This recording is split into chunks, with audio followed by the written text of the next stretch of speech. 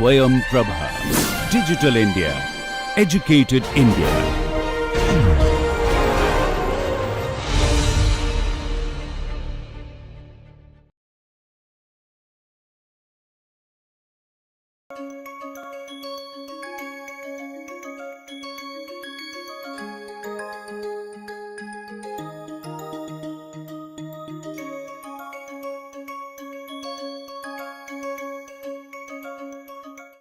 So why do we do nonlinear dynamic systems and control is because very important, most systems that we see around us are nonlinear, and if you're doing if you want to study stability, if you want to understand their behavior, their evolution asymptotically or their transient behavior, you need to understand how to analyze these systems. So that's sort of the first relatively big half.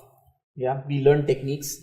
So everything we do in this course is deterministic. We are not doing anything stochastic here. So it's a deterministic course, and we of course want to introduce a little bit of design.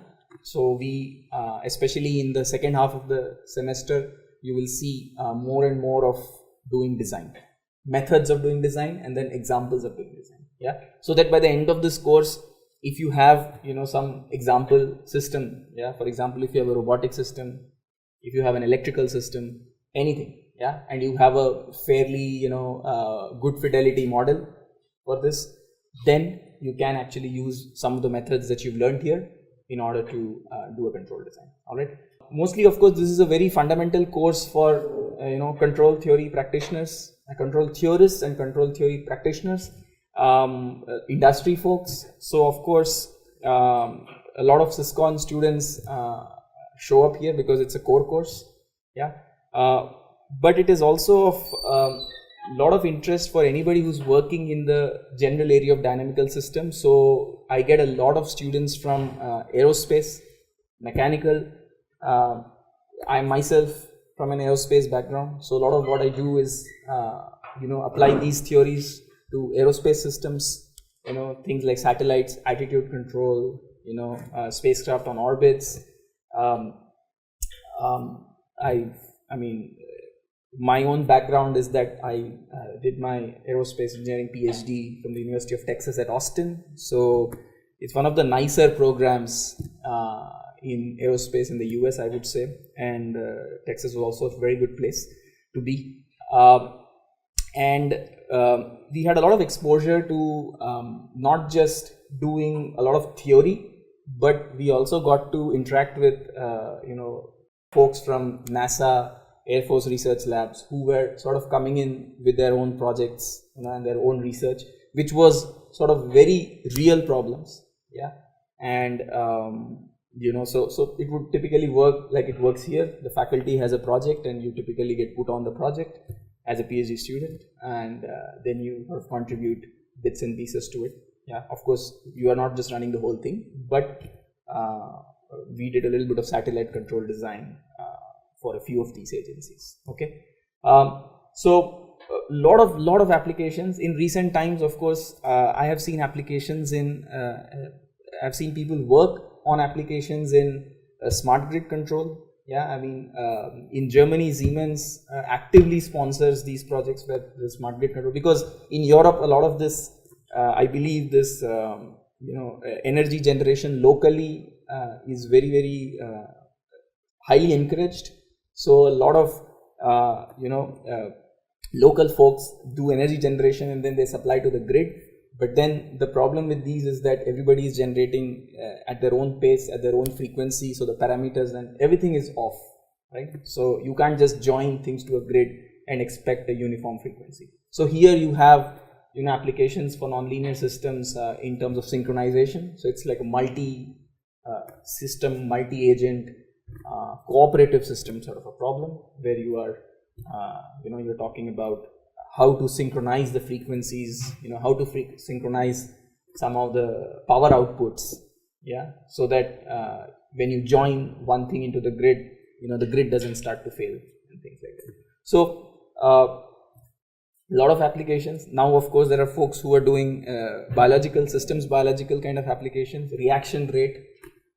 During this COVID pandemic, there were a lot of models. Again, I'm not sure how successful those were, but there are applications now, more modern applications to reaction rate models, which is sort of the infectious disease spreading models. Then there is please come forward. Then there is a lot of applications to more recently social systems. Yeah, for example, if you're talking about advertising and marketing, all right, there is a lot of applications there where a particular marketer wants to know which agents to influence. For example, there may be, a lot of you are on social media platforms, right, like Instagram. So you see that there are a few people who have millions of followers. So these folks are influencers. So if they say that buy this toothpaste, your teeth will be perfect forever, then people believe them. So it's like typically these advertising agencies and these marketing managers, they now want model based decisions, right, on who to target, which particular influencer to target, or which particular social agent to target, so that their campaign goes forward much more efficiently. Yeah. So here also there is applications of nonlinear dynamical systems and control. Yeah, nonlinear dynamical systems to look at the evolution, right? Once I introduce an opinion in one corner of the graph of a very, very huge network of social graph, there is what's the outcome asymptotically. After a long time, you want to see how many new people got influenced to buy this toothpaste, and the other end of the spectrum is how to influence, where to introduce the new opinion. Yeah, so things like these. All right, so let's see. The syllabus is from, as you can see, 2021. I will fix it and then upload it to the Moodle platform. Don't worry about it.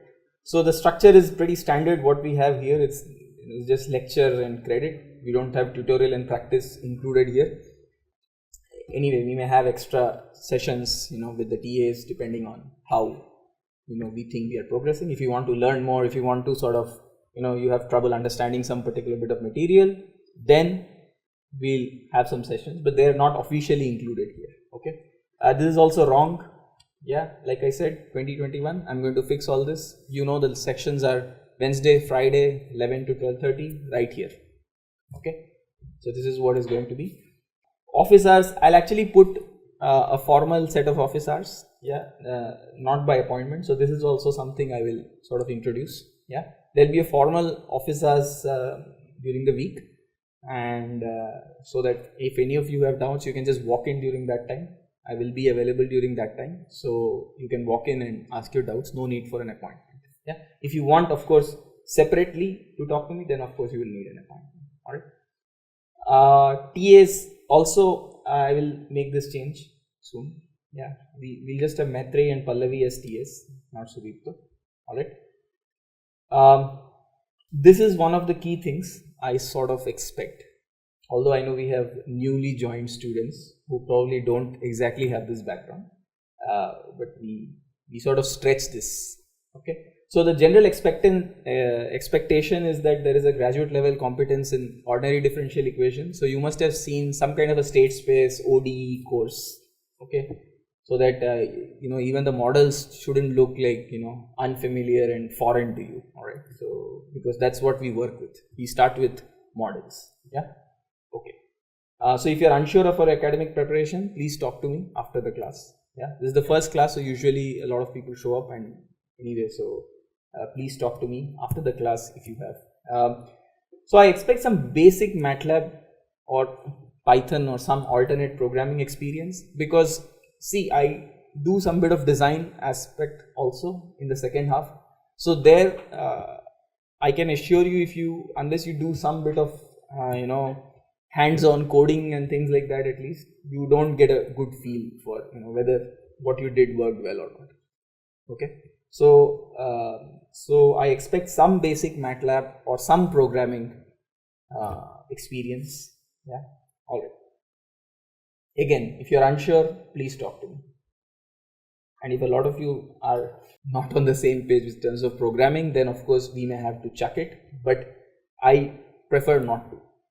Yeah, you will also enjoy a little bit of a programming exposure. All right, you see some real systems and them working under the controllers you designed. Yeah, And then you learn also things that we don't talk about is like how to tune the gains in nonlinear control. I mean, it's still a little bit ad hoc.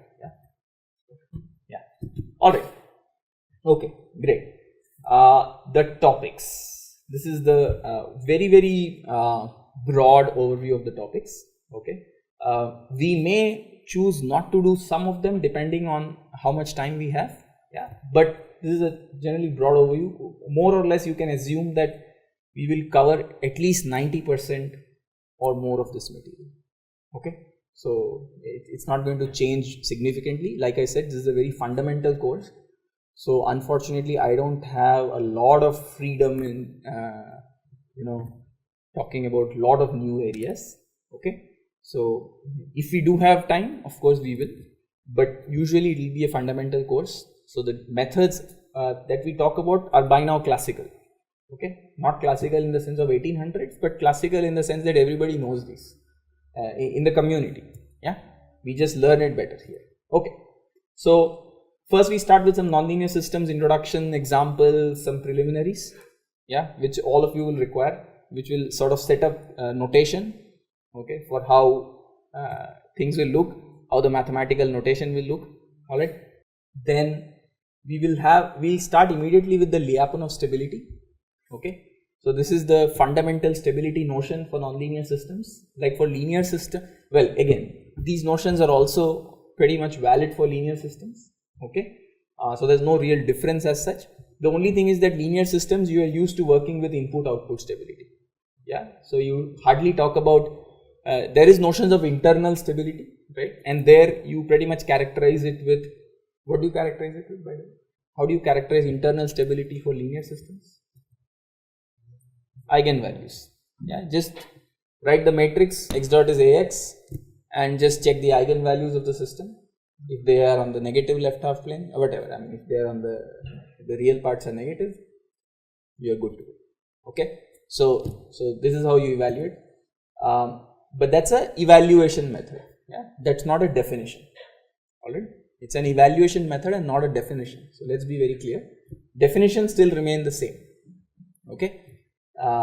So you see a lot more evaluation methods when you talk about linear systems. You hardly look at the definition. Most of you, if you did linear systems, you would not have seen definitions. You would have seen tests, like, check if the poles are on the left half plane and things like that. You would not have talked about what exactly is stability.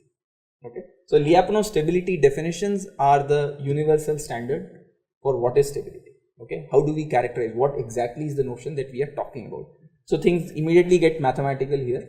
Yeah. So welcome to the course very quickly. All right. Then of course we talk about Lyapunov theorems. Yeah. These are the tests for nonlinear systems. Okay. In nonlinear systems, notions of eigenvalues and all that, no questions about it, because you cannot write it as a matrix, a constant matrix. Okay. And so if you even if you have a linear time varying system, I hope all of you understand that just checking the eigenvalues of a linear time varying system does not tell you anything about stability. Yeah. Even if for all time the time varying matrix that you have has negative eigenvalues, negative real eigenvalues, it doesn't guarantee stability. Okay. This is a well known fact. Yeah. So for time varying linear systems also, these eigenvalues test do not work, the way you expect them to. Okay. So there is no question of them working for nonlinear systems. Yeah. I mean, obviously not. Of course, there is possibility of doing linearizations and things like that. We do not talk about linearizations here. Okay. We directly test stability of nonlinear systems via Lyapunov theorems. Okay. That's the idea. All right. Then we talk about invariance theorems, which are give a little bit more flexibility in terms of sort of an extension for our Lyapunov theorems. Then we will talk about input-output stability. This is sort of the linear system equivalent. Yeah. Also has its advantages in nonlinear systems. In modern nonlinear systems, there is notions of input to state stability. Yeah. So ISS results and input-output stability. These are important when you are talking about disturbances.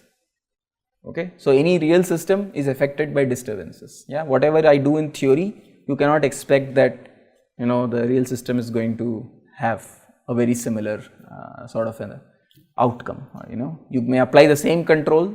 Yeah, you design a control for a quadcopter and you put it on a quadcopter, it will not behave how you think it is expected. Yeah, these are all effects of disturbances. Okay, of course there is actuator saturation and so many other things, but all of these can be clubbed as disturbances if you want to. Okay, so input output stability is an important notion. It sort of connects linear system notions. Yeah, then the design part, yeah, which I am hoping a lot of you will be excited about. Yeah, so the first is Lyapunov redesign, where we use the notions of Lyapunov functions to design controllers. We learn how to do that. Okay, then we have one of the most powerful techniques of designing Lyapunov functions. So once you design a Lyapunov function, of course you can use Lyapunov redesign to get a controller, right? So this is called backstepping design. So it's a step-by-step way of coming up with a Lyapunov function. So it's a rather powerful method. I talk about it even in my adaptive control course, because backstepping is the sort of central idea for designing controllers there. Then we have feedback linearization, which is one of the oldest ways of designing nonlinear controllers. And then finally we have passivity and energy shaping, which I have clearly said is subject to time availability.